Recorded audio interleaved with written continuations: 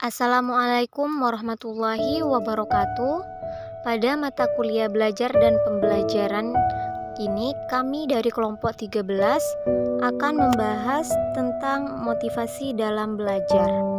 Sebelum kami menyampaikan materi kami, izinkan kami memperkenalkan anggota dari kelompok kami. Yang pertama, Fitria. Yang kedua, Herlina Wulandari. Dan yang ketiga, Novita Sari. Baiklah, untuk materi selanjutnya akan disampaikan oleh Novita Sari. Saya akan menjelaskan tentang apakah motivasi belajar itu. Yang pertama, menurut Lutkosi, motivasi adalah suatu kondisi yang menyebabkan atau menimbulkan perilaku tertentu serta memberi arah dan ketahanan pada tingkah laku tersebut. Yang kedua, menurut McDonald mengatakan bahwa motivasi adalah suatu perubahan energi di dalam pribadi seseorang yang ditandai dengan timbulnya afektif perasaan dan reaksi untuk mencapai tujuan. Dalam proses belajar, motivasi sangat diperlukan, sebab seseorang yang tidak mempunyai motivasi dalam belajar tidak akan mungkin melakukan aktivitas belajar. Selanjutnya adalah teori-teori motivasi belajar. Di sini teori-teori motivasi belajar ada 5. Yang pertama ialah teori belajar behavioral.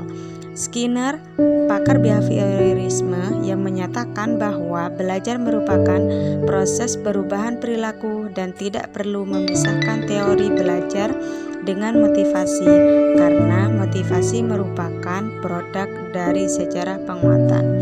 Yang kedua adalah teori kebutuhan manusia. Abraham Maslow menjelaskan bahwa konsep motivasi untuk memenuhi berbagai kebutuhan yang mana disesuaikan dengan tingkat pencapaian hierarki kebutuhan. Yang ketiga ialah teori disonansi. Teori disonansi menyatakan bahwa kebutuhan untuk mempertahankan citra diri yang positif merupakan motivator yang sangat kuat. Yang keempat ialah teori harapan. Teori harapan menyatakan motivasi itu tergantung pada harapan anak terhadap hadiah. Yang terakhir ialah teori motivasi berprestasi. Motivasi berprestasi merupakan keinginan untuk memperoleh keberhasilan dan berpartisipasi aktif di dalam suatu kegiatan. Untuk materi yang selanjutnya adalah mengenai jenis-jenis motivasi belajar. Jenis-jenis motivasi belajar dibagi menjadi 2 macam, yaitu motivasi intrinsik dan motivasi ekstrinsik. Motivasi intrinsik adalah motif-motif yang menjadi aktif atau berfungsinya tidak perlu dirangsang dari luar, karena dalam diri setiap individu sudah ada dorongan untuk melakukan sesuatu. Motivasi ekstrinsik adalah motif-motif yang aktif dan berfungsinya karena adanya perangsang dari luar. Prinsip-prinsip motivasi belajar ada 6 macam. Yang pertama yaitu motivasi sebagai dasar penggerak yang mendorong aktivitas belajar. Yang kedua, motivasi intrinsik lebih utama daripada motivasi ekstrinsik dalam belajar. 3. Motivasi berupa pujian lebih baik daripada hukuman. 4. Motivasi berhubungan erat dengan kebutuhan dalam belajar. 5. Motivasi dapat memupuk optimisme dalam belajar. 6. Motivasi melahirkan prestasi dalam belajar. Untuk selanjutnya yaitu tentang fungsi motivasi dalam belajar. Fungsi motivasi dalam belajar dibagi menjadi 3 macam. Yang pertama yaitu motivasi sebagai pendorong perbuatan. Pada mulanya anak didik tidak ada hasrat untuk belajar, tetapi karena ada sesuatu yang dicari, muncullah minatnya untuk belajar. Sesuatu yang belum diketahui itu akhirnya mendorong anak didik untuk belajar dalam rangka mencari tahu.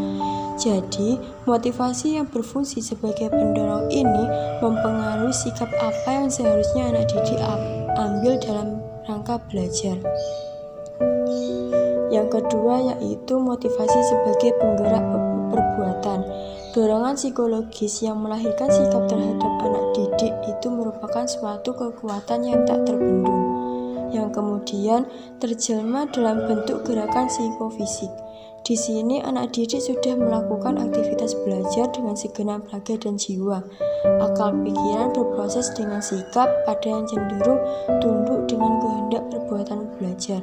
Sikap berada dalam kepastian perbuatan dan akal pikiran mencoba membedah nilai yang terpatri dalam wacana, prinsip, dalil, dan hukum sehingga mengerti betul isi yang dikandung. Yang ketiga yaitu motivasi sebagai pengarah perbuatan. Anak didik yang mempunyai motivasi dalam menyeleksi mana perbuatan yang harus dilakukan dan mana perbuatan yang diabaikan. Seorang anak didik yang ingin mendapatkan sesuatu dari suatu mata pelajaran tersebut tidak mungkin dipaksakan untuk mempelajari mata pelajaran yang lain.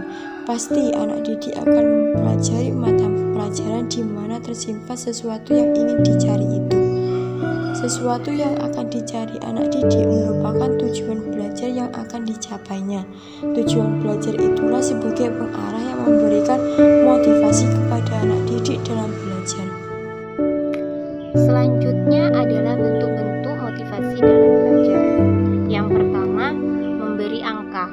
Angka yang dimaksud adalah sebagai simbol atau nilai dari hasil aktivitas belajar peserta didik. Angka atau nilai yang baik mempunyai potensi yang besar untuk memberikan motivasi kepada peserta didik. Yang kedua, hadiah.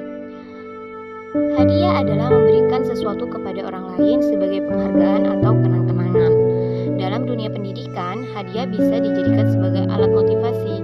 Hadiah dapat diberikan kepada peserta didik yang berprestasi, ranking 1, dan juga prestasi-prestasi lainnya. Yang ketiga, kompetisi. Kompetisi adalah persaingan yang dapat digunakan sebagai alat motivasi untuk mendorong anak didik atau peserta didik agar mereka bergairah dan lebih semangat dalam belajar.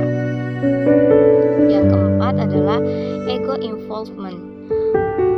Menumbuhkan kesadaran kepada peserta didik agar merasakan pentingnya tugas dan menerimanya sebagai suatu tantangan sehingga bekerja keras dengan mempertahankan harga diri adalah sebagai salah satu bentuk motivasi yang cukup tinggi kepada peserta didik. Yang kelima, memberi ulangan. Ulangan bisa dijadikan sebagai motivasi. Peserta didik biasanya mempersiapkan diri jauh hari sebelum dilaksanakannya ulangan. Oleh karena itu, ulangan merupakan strategi yang cukup baik untuk memotivasi peserta didik agar lebih giat belajar.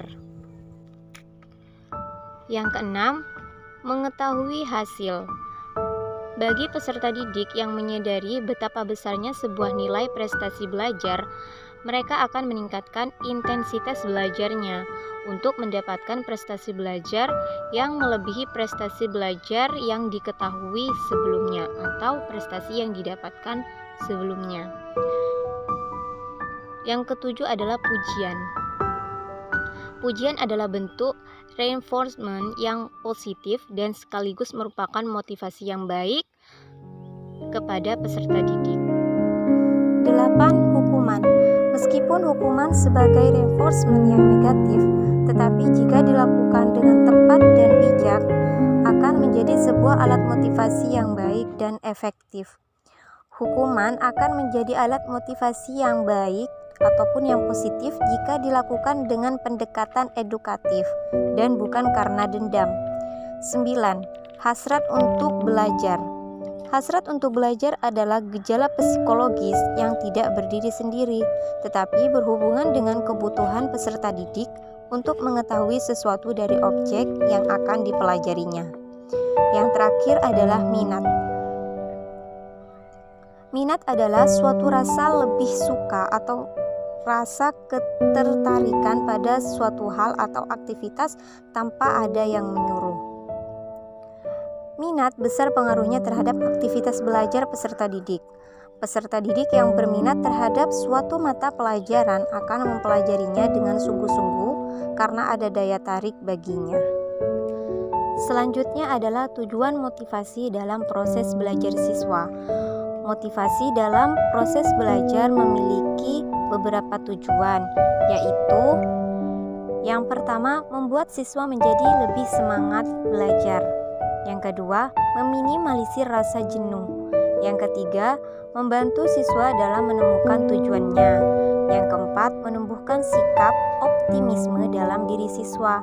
Yang kelima, siswa menjadi eksploratif. Dan yang terakhir adalah mengajarkan siswa agar tak mudah menyerah. Sekian materi dari kelompok kami. Wassalamualaikum warahmatullahi wabarakatuh.